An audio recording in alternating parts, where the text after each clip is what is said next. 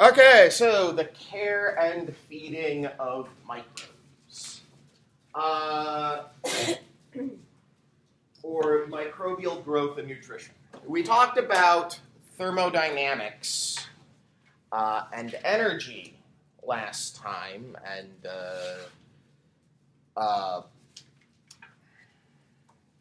that's sort of the beginning to our talk about microbial growth and nutrition. That's sort of the chemistry part of it. Now we're going to talk a little bit more about the microbiology part of it. But we're going to be talking about how microbes reproduce, how they get energy, where they get energy. There's going to be actually a lot of terminology for this one.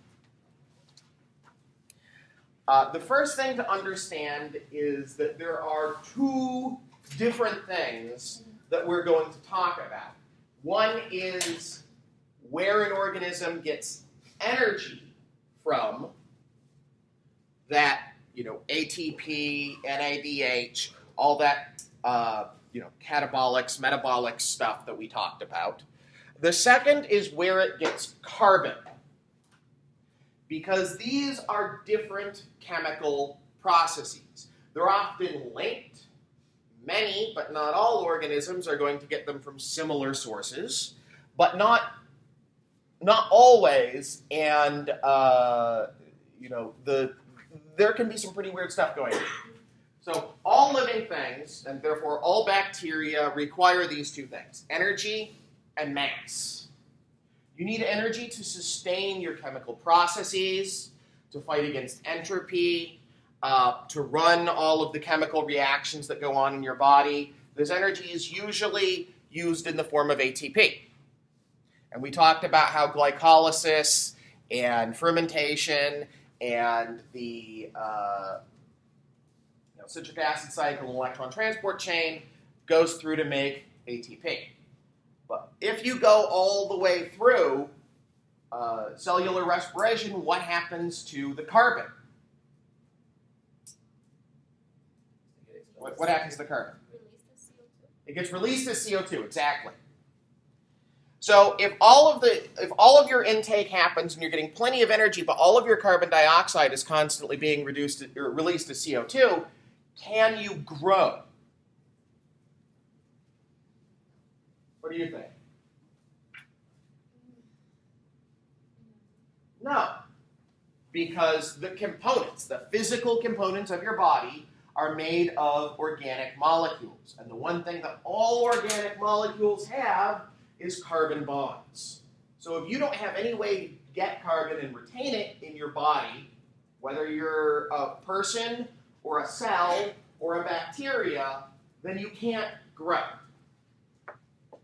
And in fact, you will eventually shrink or die as you lose carbon to various byproducts. Anything you lose, you wouldn't be able to replenish. So energy is used to drive anabolic reactions and maintain homeostasis. Cool. Mass, most of which is going to be, most of it's water, but you don't do anything with the water. The water inside your body, the water outside your body is the same water. So most of the mass that has to be made in your body is carbon, or hydrocarbon compounds, or carbohydrate compounds. And this mass is required for the synthesis of building blocks, and is essential for growth and reproduction. This is going to link into what we talked about at the end of Tuesday's lecture when we talked about how you get from A to B. So there are basically 4 categories of living things, based upon where you get your energy and where you get your carbon. So up here on the top, we have your energy source, and on the side, we have your carbon source, and there's 2 of each. They can be considered independently, because they are independent of one another, or they can be considered in pairs to describe an organism. So let's talk about energy source first. There's basically 2 sources of energy that are utilized by living things. there is light. We're all generally familiar with things that use light to get energy. You can name one. Plants. Good. Yeah, so it's all that green stuff. Well, all that formerly green stuff out there. Algae, photosynthetic bacteria, bunch of different things. Those are phototrophs. Troph means to eat. So phototrophs are light eaters. The other place where you can get energy is from chemicals. Generally speaking, from you can get it from organic chemicals, or you can get it from inorganic chemicals, but they're all chemicals. And honestly, that pretty much covers the universe, right? You've got light, electromagnetic energy, and you've got chemical energy. The only other really big source of energy in the universe is nuclear energy, and as far as I know, there is no living organism that extracts energy from nuclear reactions. Not saying it's impossible, but we haven't heard of it yet. So that's where you can get energy from. So which one are we? We're chemotrophs. We eat chemicals.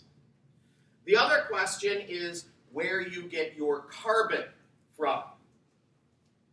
And again, there are two sources of where you can get carbon from. You can get carbon from organic compounds that you absorb from the environment in one way or another. So you want to turn that carbon into organic compounds. If it already comes in the form of an organic compound, so much the better. You don't have to do anything to it. You can also get your carbon from inorganic carbon. Typically, that is carbon dioxide, which is the most abundant source of inorganic carbon on the planet. Just as an aside, this leads me to kind of like one of my pet peeves, which is the organic food movement. I don't have any problem with organic food as a concept. What I really have a problem with is the name. Because to a chemist or a biologist, all food is organic. It's all got carbon-carbon bonds. And that's what organic means. It doesn't mean that it's like grown naturally or doesn't contain pesticides. Most pesticides are organic compounds as well. Like the only inorganic food I can think of is salt. And it's hard to survive just on a diet of salt, though I know some people who've tried. All right, rant mode off. So organic compounds are those that contain carbon-carbon bonds, and inorganic compounds are those that don't. Carbon dioxide is a good source of inorganic carbon. Things that get carbon from organic compounds are called heterotrophs. Hetero means different or other. So you're getting your organic compounds, you're getting your carbon from something other than yourself. Like you find some organic carbon on the ground and you go, oh, hey, I'm going to pick that up and take it with me. Autotrophs. Sorry. Autotrophs. Auto means self. Are going to make their own organic carbon. Now, they can't make their own carbon.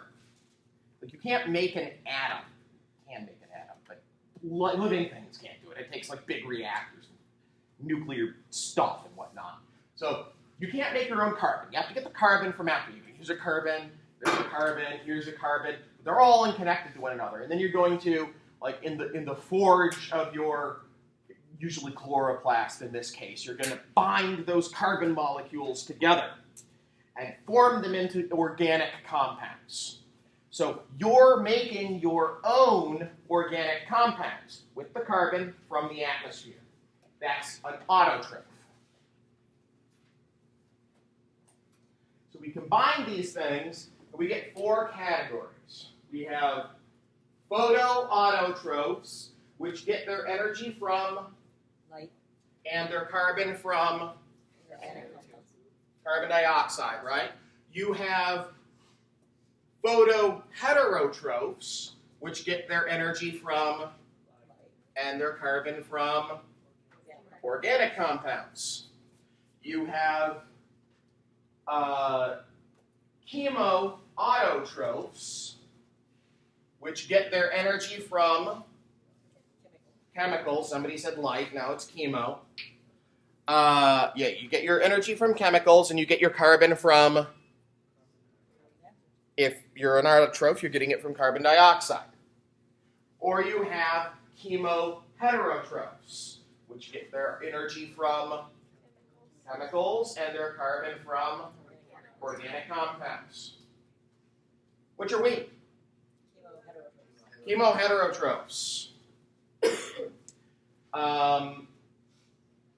Most things fall into either this category or that category. So we are chemoheterotrophs. All animals are chemoheterotrophs. Most of the things that you have ever seen that aren't green are chemoheterotrophs. But not everything is. Most things that you've seen that are green, and quite a lot of stuff you haven't seen that is green, are going to be photoautotrophs. So what's an example of a photoautotroph? Algae. Great. Algae is a great example of a photoautotroph. Most algae. Give me another one. Back there. Trees. Trees are photoautotrophs. They get their carbon from carbon dioxide. They get their energy from light. Now the other 2 categories. You have photoheterotrophs. These are pretty rare and kind of weird. These are organisms that get their energy from light. So they can do the process of photosynthesis that involves extracting the energy from light, but they can't go all the way. Like plants and most things with chloroplasts and the more advanced forms of bacterial photosynthetic organisms, what they do is they take energy from light and they use that energy to build glucose. And glucose is an organic carbon.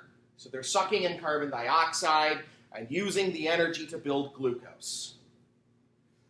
That would mean that you're a photoautotroph because you're taking carbon dioxide and making glucose out of it. There are some things that can only do part of the photosynthesis pathway, or they do photosynthesis in a completely different way. And often they can get energy from the sun, but they have no mechanism to use that energy to forge carbon dioxide into glucose. So they can get energy, and they can get ATP. They can use that energy from the sun to generate ATP from ADP and phosphate. But they can't use that energy to build glucose. So they can survive. They can live for long periods of time with nothing but sunlight. But they can't grow or reproduce or add more mass to themselves unless they find carbon in the environment. So examples of these are green non-sulfur bacteria, purple non-sulfur bacteria. Some of the purple non-sulfur bacteria actually use a completely different form of photosynthesis. It uses a molecule similar to what absorbs light in your eyes. It's a rhodopsin derivative. And some of the photosynthetic archaea. These are usually going to be pretty primitive things that live in some kind of strange, whacked out environments.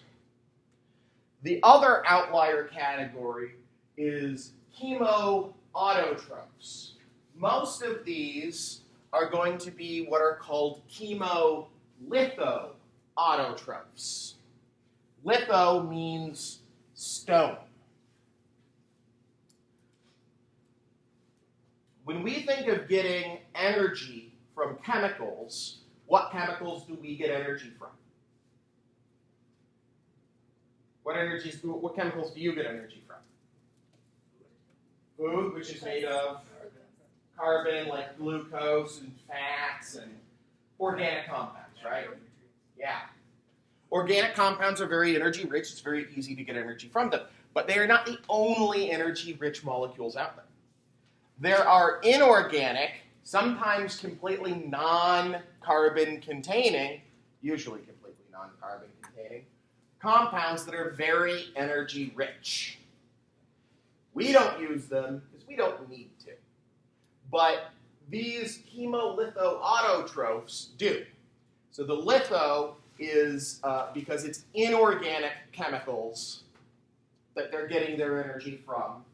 And usually those inorganic chemicals are often things that we would find in stone or in like deep underground hydrothermal vents. A lot of these things live next to the black smoker vents at the bottom of the ocean. And there's a lot of high energy compounds that come up from the Earth's core. Well, not core, from the Earth's mantle. And they feast on those things. Some examples of the stuff that they might eat are hydrogen. Hydrogen is very energy rich. You can take the electrons from hydrogen and funnel them directly into water or into oxygen, which would then become water by absorbing the 2 protons from the hydrogen. Sulfur, raw elemental sulfur is very energy rich. So is hydrogen sulfide, which is basically H2S. It's very similar to water with the sulfur instead of the oxygen. That's something that you find in some like places like Yellowstone, where you have very acidic water that's absorbing minerals. You'll recognize it. It has a very rotten, eggy smell. Nitrifying bacteria. These are the bacteria which are going to convert atmospheric nitrogen into nitrates. And again, a lot of archaea are going to fall into this category as well. I don't know of any chemo autotrophs that aren't autotrophs, but it's entirely possible for it to exist. For something that can use energy to create carbon, to create glucose from carbon dioxide, but has to eat glucose in order to survive. That's certainly possible. It's weird, but possible. Another thing to keep in mind is that not everything is going to fall into a single category. Some things can switch lifestyles. This is especially true. Most photoheterotrophs can become chemoheterotrophs if necessary. So there are a lot of single-celled algal organisms that are photoheterotrophs. They get energy from light, but they have to have organic compounds in order to get more carbon. So they can both take in light and they can eat carbon. If there's no light, they get trapped underground. If it's nighttime or something like that, then they take the carbon that they're eating, and instead of turning it all into carbon compounds to grow, they turn some of it into energy. So a lot of heterotrophs can go back and forth here. There are some organisms that can actually go back and forth between these. That they may be usually photoheterotropic, but they can be photoautotropic in a pinch. You should be able to classify organisms into these 4 categories based on a description of where they live, how they live, what they need. So, deep sea vent bacteria live in complete darkness, and they derive energy from the chemicals coming out of the vent. If you grow them without CO2, they cannot grow or reproduce. What are they? Are they chemoheterotrophs? Chemoheterotrophs, cool. Photoautotrophs? Photoautotrophs? Chemoautotrophs? Photoheterotrophs? Anyone? So they're chemoautotrophs. Do you see why this is? So without carbon dioxide, they can't grow and reproduce. What requires carbon dioxide to get more carbon? A heterotroph or an autotroph? Right. So auto means that you're making your own organic compounds from carbon dioxide. Heterotrophs don't have a carbon dioxide requirement. They would instead require organic compounds. Does this make sense? Let's go back here. It says autotrophs need they use carbon dioxide, right? Autotrophs use carbon dioxide to get carbon. And the question was, without carbon dioxide, they would die. Or they can't grow. So they need carbon. Hetero. So if autotrophs require carbon dioxide to grow, the opposite of that is that without carbon dioxide, autotrophs do not grow. Does that make sense? Okay, cool. Yeah, if it had said organic compounds, it would have been different. If it had said organic compounds, then they would have been heterotrophs.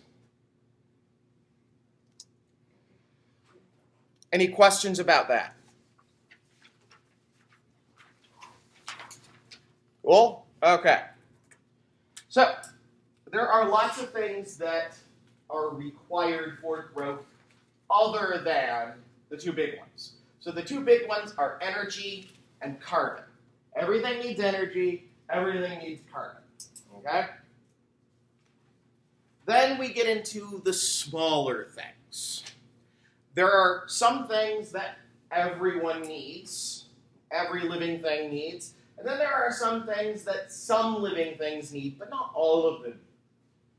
These are the nutritional factors for growth. The first is elements, okay? Carbon is important. Carbon is central for growth, but it's not the only thing you need to grow. So your macromolecules are primarily made out of carbon, but they're not just made out of carbon. So the major elements that you find in living organisms are carbon, oxygen, hydrogen, nitrogen, sulfur, phosphorus, potassium, magnesium, calcium, and iron.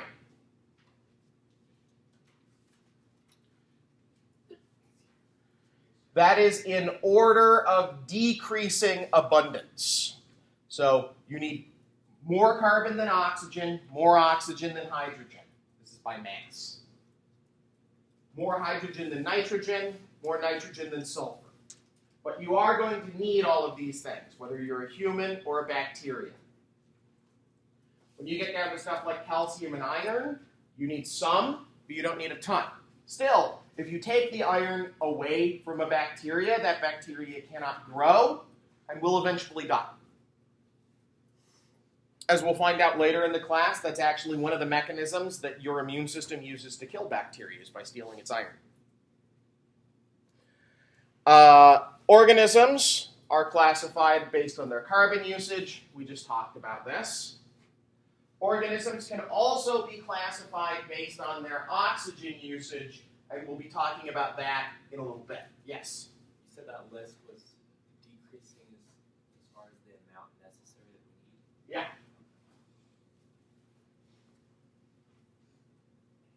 So after you get past the major elements, which you need in reasonably significant quantities, you get to the trace elements. These are things that are required for most life to exist. But you only need very, very small amounts of them. You still need it, only very tiny bits. The trace elements are cobalt, zinc, copper, molybdenum, and magnesium.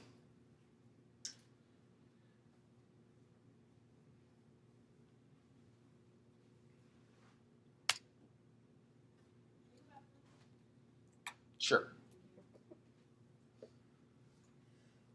Any questions about that? So when you grow things, even if it has no other growth requirements, what you need to do is you need to give the minimum that you need to give an organism to grow is an energy source, a carbon source, usually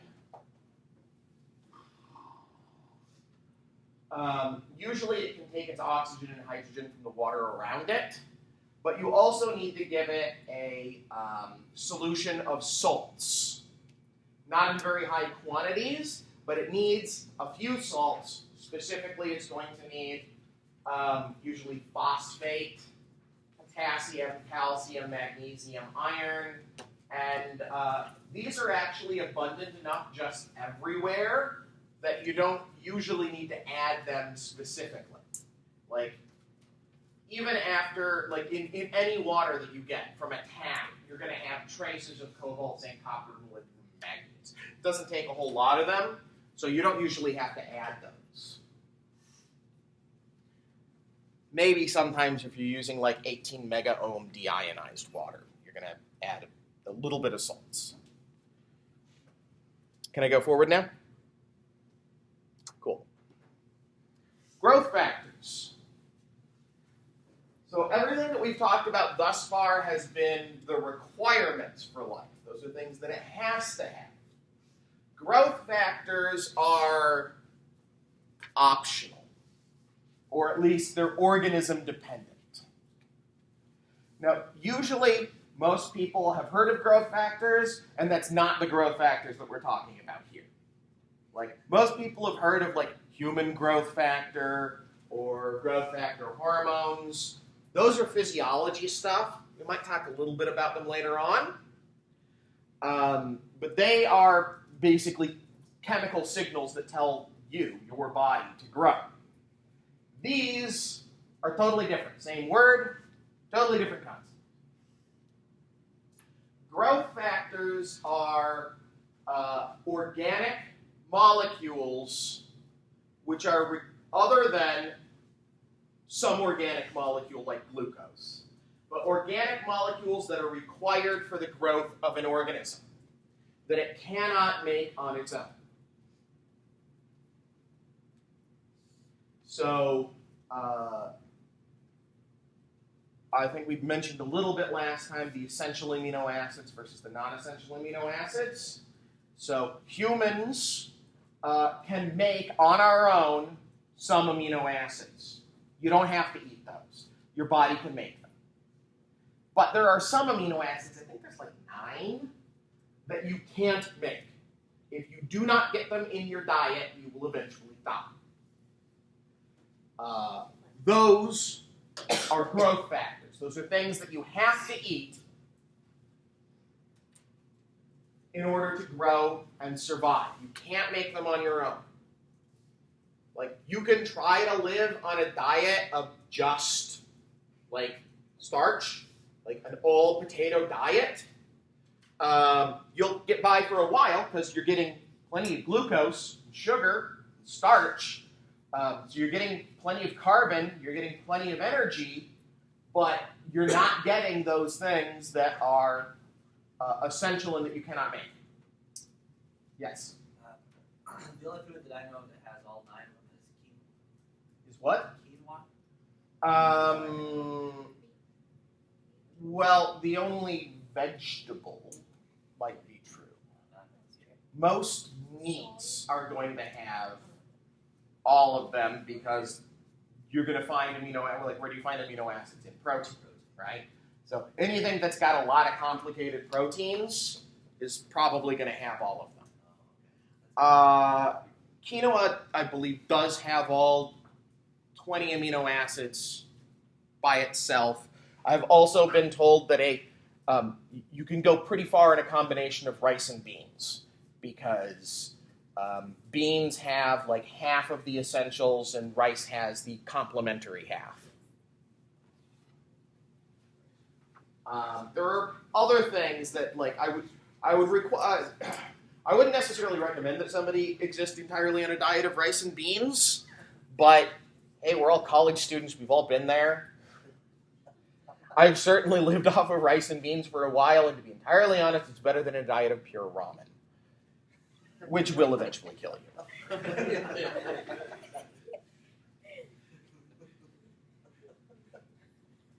Right. So these growth factors are things that organisms need but can't make themselves. If we're talking about microbes, some microbes have no growth factor requirements. E. coli is a good example.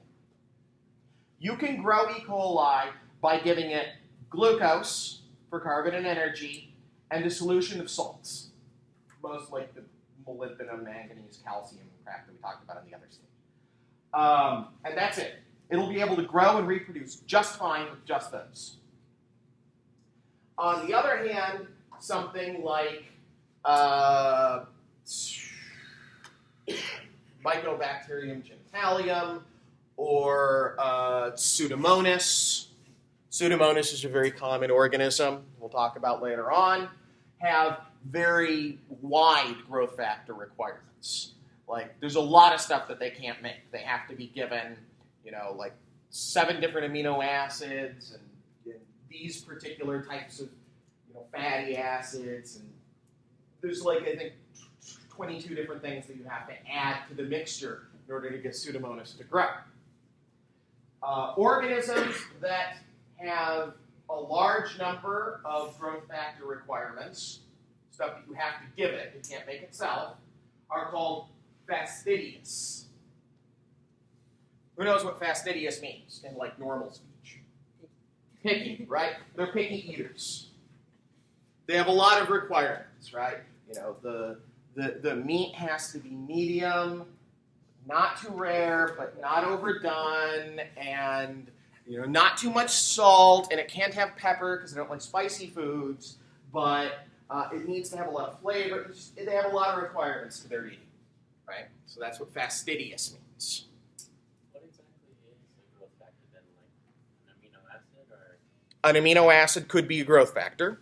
It's anything organic, any organic chemical that the organism requires to live, but it can't make itself. Like you said, E. coli has no growth factors. Right. But it still requires glucose. It has to have a source, so everything needs carbon in some form or another, and energy in some form or another. But in addition to that, it can make anything it needs out of glucose or fructose or whatever sugar you want to feed it. There isn't any compound that it can't make on its own. It still needs carbon from some source or another, but given carbon, it can make everything else that it needs.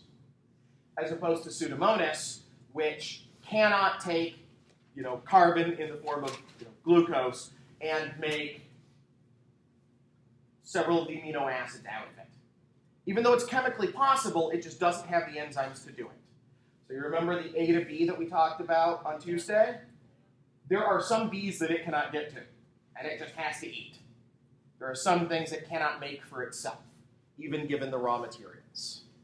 Does that make sense? Yeah, so like those raw materials themselves aren't considered growth factors. The basic raw material of energy and carbon are not considered growth factors. Neither are the inorganic compounds that I talked about. So inorganic compounds like salts, or sometimes like molecular oxygen, or even carbon dioxide. So inorganic compounds don't count as growth factors. We're talking about organic things that it needs but can't make itself. Yes? So would it be safe to say that like different organisms have different growth factors? Absolutely, and some have more than others. Independent needs? Yes. Okay. Some are very competent. They don't have very many or they have no growth factor requirements. Some have lots of growth factor requirements. It's completely dependent upon the organism.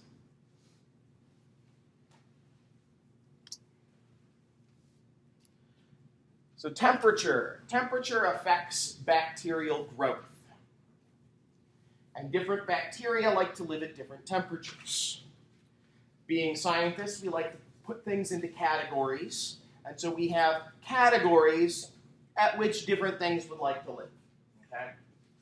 And you do need to know these terms and what they apply to. So the coldest things are psychrophiles.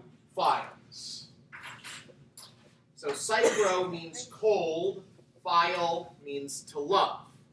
Psychrophiles love living in cold environments from -5 Celsius, which is going to be, it's sub-zero, it's freezing temperatures, to 15 degrees Celsius. 15 degrees Celsius is, it doesn't get 15 degrees Celsius here very often, but it's not freezing. Like last week, we had this really bad cold snap. It got to be about 15 degrees Celsius then. It's 15 degrees Celsius I define as that's when you get out the winter clothes. Okay, that's when you get out your thick jacket and you stop wearing short sleeves. And you think twice about going outside because it's a bit nippy out. Psychrophiles are found in Arctic and Antarctic regions. They're not super relevant to human health.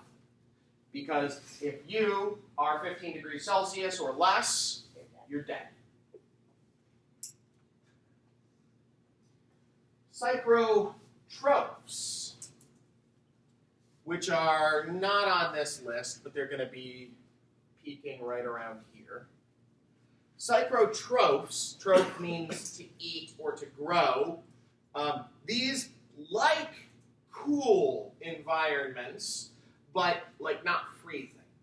They don't love the cold. They're cool with cool, but not freezing.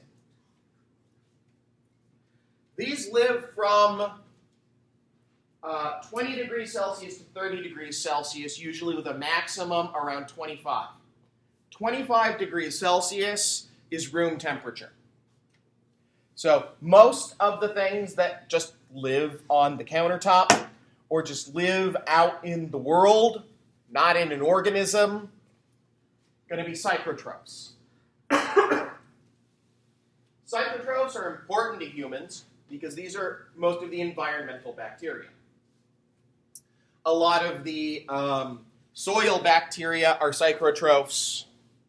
And a lot of organisms involved in food spoilage are psychrotrophs. Now, I'm not talking about spoilage in your refrigerator, but like if you take your mayonnaise and you leave it out on the counter for a couple of days, psychrotrophs are what you're going to have growing in it.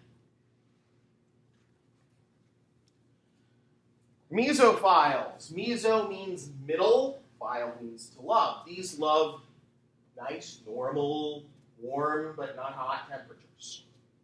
Mesophiles are the most important bacteria for human health because their growth is centered around body temperature. Okay? Most human pathogens are mesophiles. Mesophiles live from 25 degrees Celsius to 45 degrees Celsius. 25 we said is room temperature. 45 degrees Celsius I define as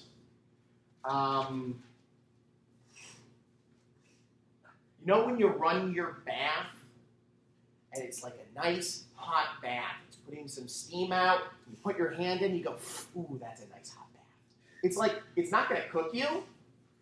It's not dangerous, but it's the sort of thing that you get in one leg at a time. You kind of got to acclimate yourself to. That's 45 degrees Celsius-ish, just to give you sort of a mental reference point here. Thermophiles, thermo meaning heat, phile meaning to love. sometimes called hot spring bacteria. These live from 45 degrees Celsius to 70 degrees Celsius.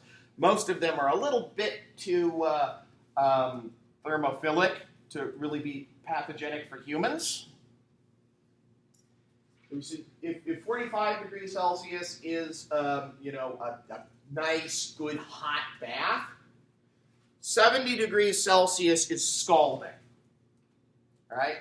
That's water that will burn you. It's not boiling, but it's definitely kind of at a low simmer. You put your hand in 70 degrees Celsius water, you're probably not going to lose the hand, but you're going to do some serious damage to it. These are common in hot springs, not like the boiling, bubbling hot springs, which are associated with, like Yellowstone necessarily, but the sort of more common hot springs that you find both there and other places. These are so hot spring bacteria, thermophiles. And then we have our highest category, hyperthermophiles. These guys love it really hot. Most of them are archaea, and they live from 70 degrees Celsius to 110 degrees Celsius. Keep in mind that water boils at 100. So up here, unless we have some super cool chefs, no one here has seen 110 degrees Celsius water. Because on the surface of the earth, water does not exist at 110 degrees Celsius. Basically, the only place that you're likely to find it up here is in a pressure cooker, because it requires pressure to keep the water liquid at that temperature. So where are you going to find these guys living? Usually deep underwater, where the pressure is very high, in hydrothermal vents. So these are those black smoker bacteria. There are often going to be chemolithotrophs, or chemolithoautotrophs, and there are also often going to be archaea, as I said. Any questions over this? Yes? Is there a type of bacteria that lives in volcanic material? Or is that hotter than? So actual magma is too hot. There are bacteria that live in solid rock, deep under the Earth's surface, not where it's molten, but where it gets pretty warm. And there are bacteria that live near lava, but not in it. But yeah, anything that gets above 121 degrees Celsius will kill any known bacteria. We'll talk about this more later on in the class when we talk about sterilization procedures. Does that answer your question? Okay. Oxygen is another big requirement for microbes. Sometimes it's a requirement that they have it. Sometimes it's a requirement that they not have it.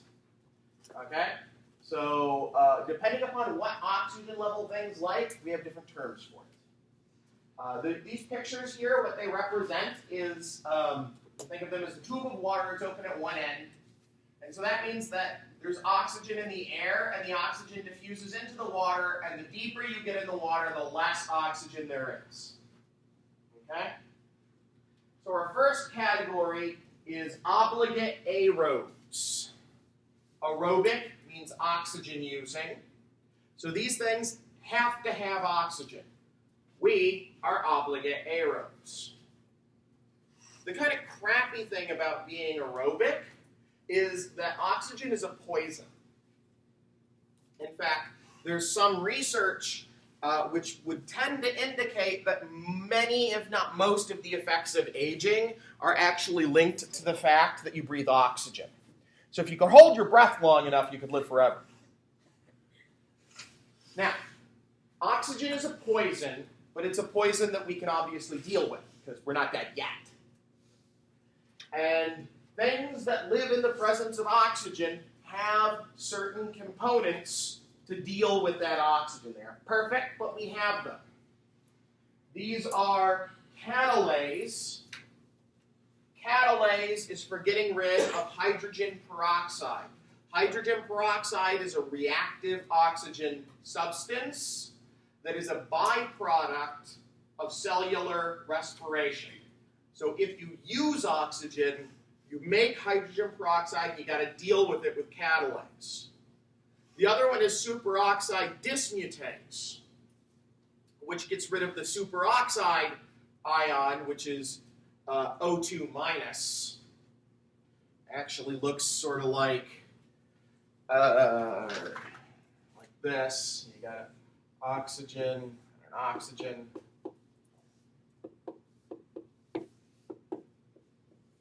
And it's got a free radical there. So this is a really dangerous, really reactive compound. And it's something that you find, it's a natural oxygen product that you're going to find in small amounts wherever you have large amounts of oxygen. And so you've got to have some way to get rid of that. So you have superoxide dismutase, which you find in pretty much all obligate aerobes, and it helps get rid of that superoxide.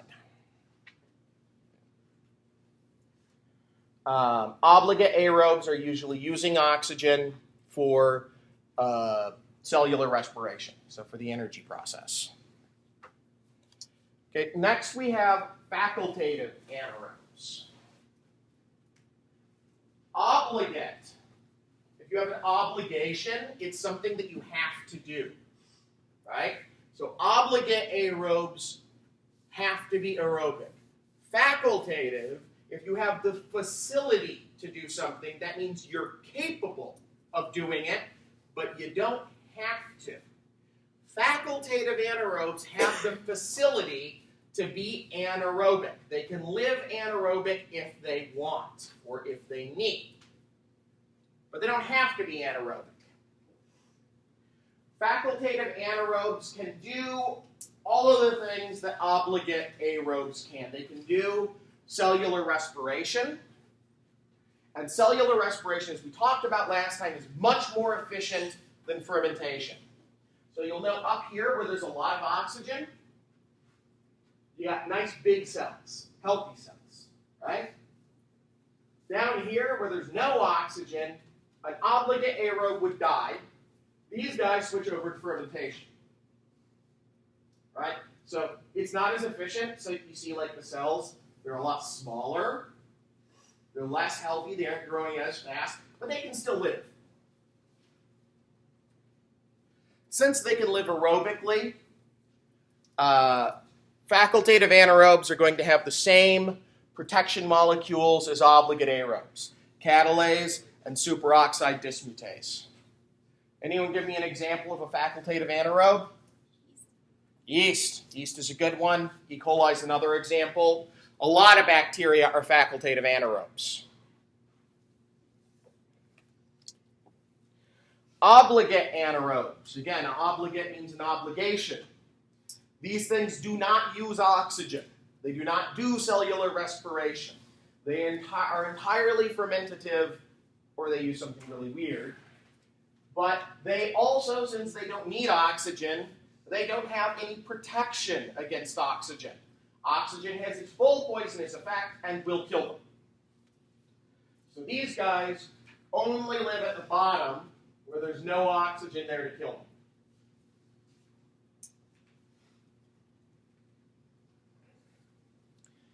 Those are the three biggest categories, and then we have two kind of smaller ones. Next is microaerophiles. I kind of think about these as the Goldilocks bacteria. Okay? You know, Goldilocks, this one's too hot, this one's too cold, this one's just right. Microaerophiles kind of get screwed because they're aerobic. They have to have oxygen to live. They absolutely require it. But They also don't have sufficient defenses against them, so oxygen will kill them. They're in this weird situation where they absolutely have to have something that is actively destroying them. So they can only live where there's some oxygen, enough for them to live, but not too much that will kill them. So they're only going to live in this middle zone. They're going to have small amounts of catalase and superoxide dismutase. The last category is aerotolerant. These guys are sort of the laid-back bacteria, right? They're anaerobic. They do not use oxygen. They have no need of oxygen at all. But they're not obligate anaerobes because they have defenses against oxygen. They're tolerant towards oxygen. They're like, hey, oxygen, you use oxygen, man? That's cool, I'm cool. I don't use oxygen personally, but I have no problem with the oxygen lifestyle. So you're going to find these guys living all throughout, right? They live here at the bottom because they don't need oxygen. Oxygen, I don't care, right? They live here at the top because, hey, oxygen, that's fine. Go ahead, have your oxygen. I'm cool with that. They live anywhere. Any questions about this? All right, last environmental factors on growth. pH is a big one. Yes? Could you go back one slide? Just like, Sure. okay, so if you're going to try to differentiate between facultative anaerobes and aerotolerant, what's the big difference there? A question that I often get. So the big difference is that facultative anaerobes can use oxygen. They don't have to use oxygen, but they can use oxygen. They can do cellular respiration, which is more efficient. So you'll see there's a gradient here. You've got big healthy cells at the top, little teeny tiny cells at the bottom. Because up here they can use the oxygen. These guys do not use oxygen. It doesn't hurt them, but they don't use it.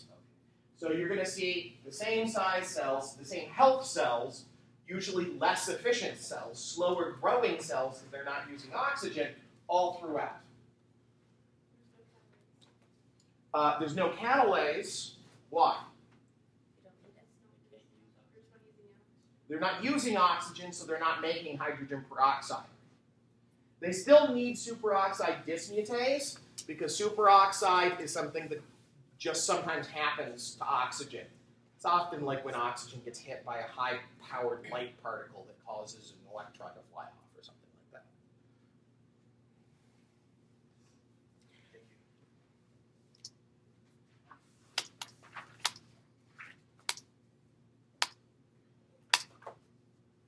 So pH.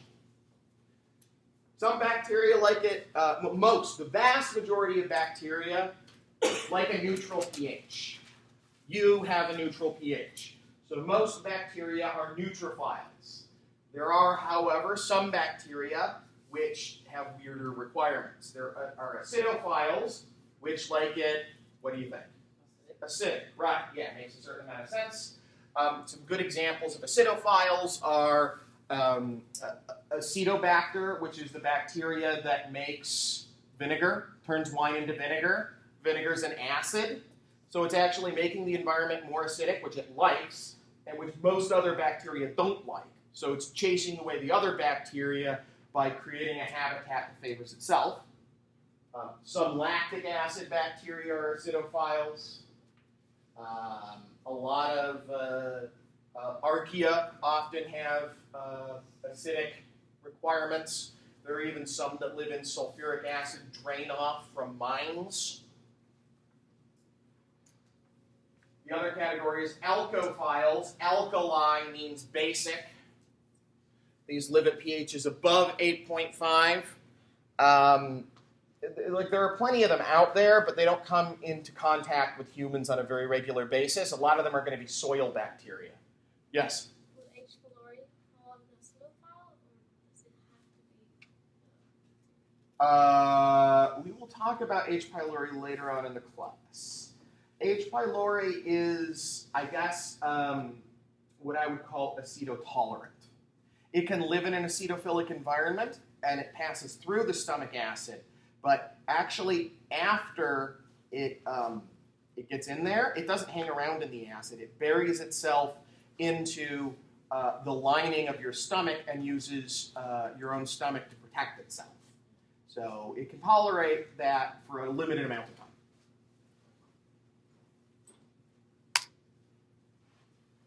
The last category is water availability. Okay?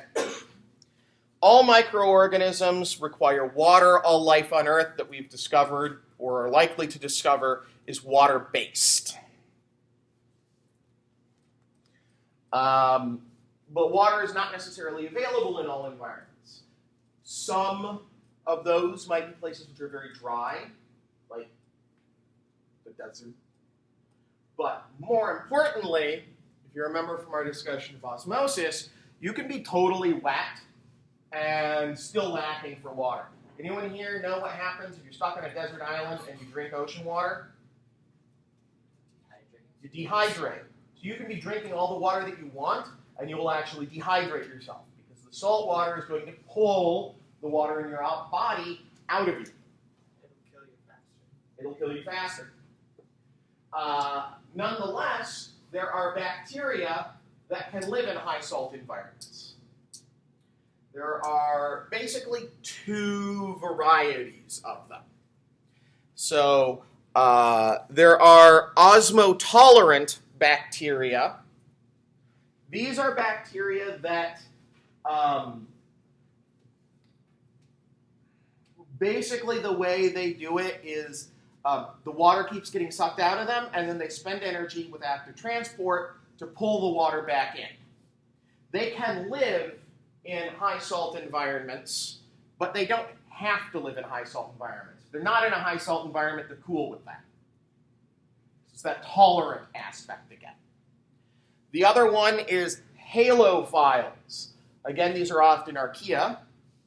And halo is the Greek or Latin or something for salt. Phile, again, means to love. So these are salt-loving bacteria. They have to have a high salt environment. They usually do so by highly concentrating salt inside themselves so that the water from the salt water gets pulled back into them. But then, if you were to take them and put them in a not salty water environment, so much water is going to rush into them that they pop. So these guys live in high salt, halophiles live in high salt environments, and if you try to grow them in normal water, they die. Questions?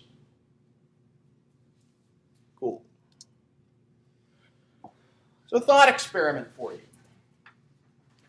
What properties would be most likely to be exhibited by an organism living on Mars? There's been a lot of stuff in the news recently about life on Mars. What sort of life would you expect to find there? So I'm going to go around the room and see whether or not I've got my classroom software set up. So I want you to think about this for a minute or two. Discuss it among yourselves. And then I'm going to call on some people.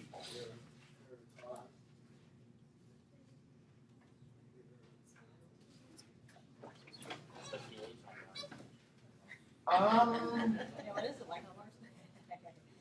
Well, that's a good question. So some of the stuff that you know about, like is Mars likely to have oxygen on it? Probably not. What do you think the temperatures are like? You think hot? It's farther away from the sun than we are. Let me put it that way. But that depends on the atmosphere too. Depends on the atmosphere. What do you think the atmosphere is like on Probably Mars? acidic, maybe. There's no oxygen. There's actually quite a bit of carbon dioxide in the atmosphere on Mars. Lower pressure. Lower pressure. Air pressure wise. How much water is there? Not a whole lot.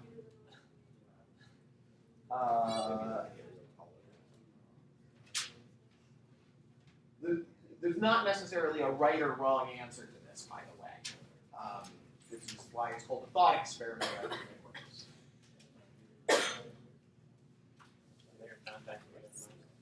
No, they have not found living bacteria on Mars. They have found some chemical evidence that bacteria may once have lived on Mars. Like there are certain chemical compounds that you would not expect to occur naturally, but which can be synthesized by living things, and they found traces of some of those compounds. But just because they don't occur naturally on Earth without living things there, that doesn't mean that we can rule out the possibility that something weird might have happened on Mars. So it's not considered proof. It's getting more and more likely that life at one point existed in the past. Didn't you say the Mars atmosphere is high in CO2? Yeah. I mean, yeah, at least percentage-wise, it's something like 40% CO2. Anyone here know what the percentage of CO2 in Earth's atmosphere is? Yeah, pretty close to that. It's less than 1%, less than a tenth of 1%.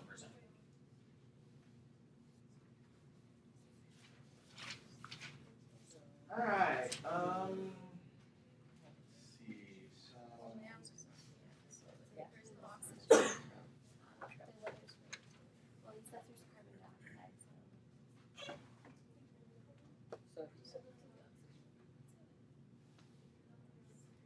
it has to be anaerobic because there's no oxygen. Yeah, that's what I'm saying. Well, I So, mean, Alyssa, good. But it'd be so What do you think? Give me one property that you think something on Mars would have.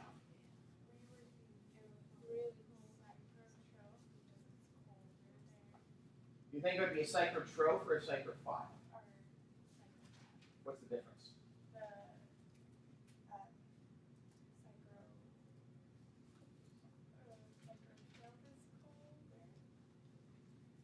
What does file mean? What does troph mean?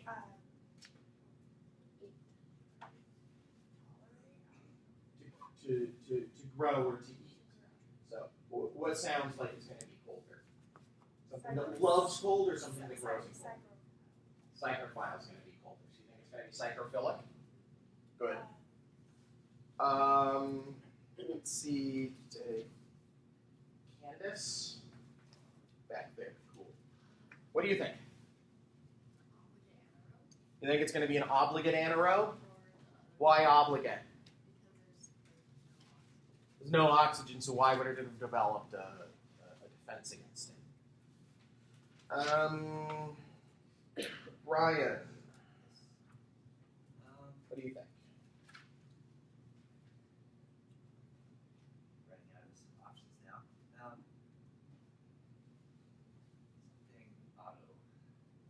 Something autotroph? Do you think it would be a photoautotroph or a chemoautotroph? I'd say photoautotroph, just sunlight reaching. Yeah, there's definitely going to be sunlight reaching Mars, but from what we know of the surface conditions, there's not an abundance of organic carbon on there. Anyone have anything that they want to add?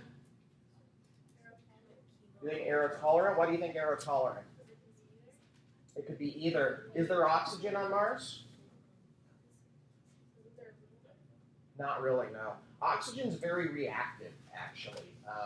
If things don't make oxygen, it has a tendency to go away. Here, oxygen is made by plants and by green things.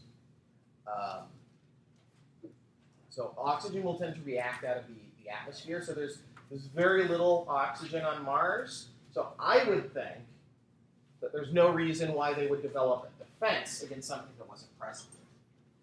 Yeah? Lots of oxygen or lots of CO2 makes your blood more acidic or more alkaline. Interesting. It makes it more acidic, actually. When CO2 dissolves in water, it turns into carbonic acid. So you think that it would be an acidophile? Okay. Well, I mean, assuming the life is water-based, then it would dissolve in it. So that's a reasonable assumption. I actually hadn't thought of that. So what I have listed is I thought that it would be an obligate anaerobe, a psychrophile, and probably a photoautotroph. I think that there's a good case to be made for something sort of acidophilic. Although that wasn't up there. Yeah, well, sorry. I noticed that. But still a good point. All right. That's pretty much where I wanted to get to today. So I'm going to quickly call out attendance. Once I call your name, you can leave. Vivian Akpala. Oh, Vivian. Danielle Ailman. You have a Danielle? Danelli? No? Maria Batista? Not feeling well. Justin Bentley? Not doing great so far. We have Candace, we have Alyssa. Taylor?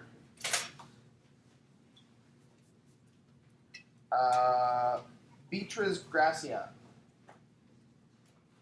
Gracia or Gracia? Gracia, okay, good. Corinne? Seth Har.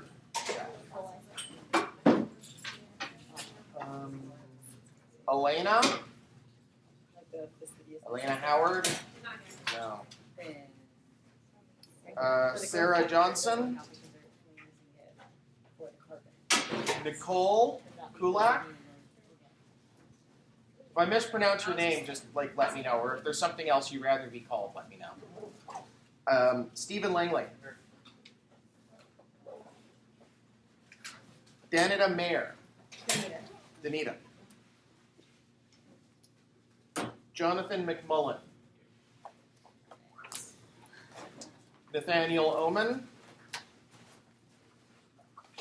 Bradley Peterson. Brady Peterson. I had it written down right, I just pronounced it wrong, or looked at it wrong. Melanie Cicciano. Yeah, you got it. Brandon Price. Caitlin Reed. Samantha Robinson.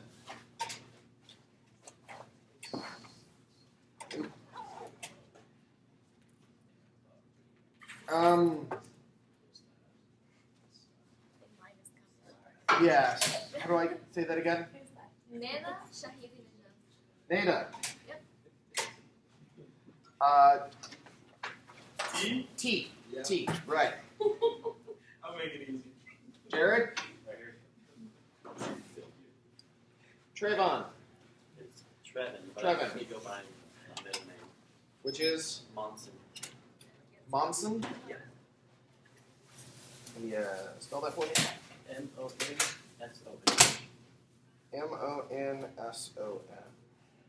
Cool. Try Tryon. And this guy's T.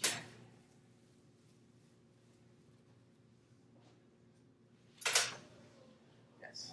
Alright, quick question about that. Yeah. Is it visible now? Yeah, it was Okay, on the, good. are these the questions you want us to answer? Yes. Sounds good. I'll probably try to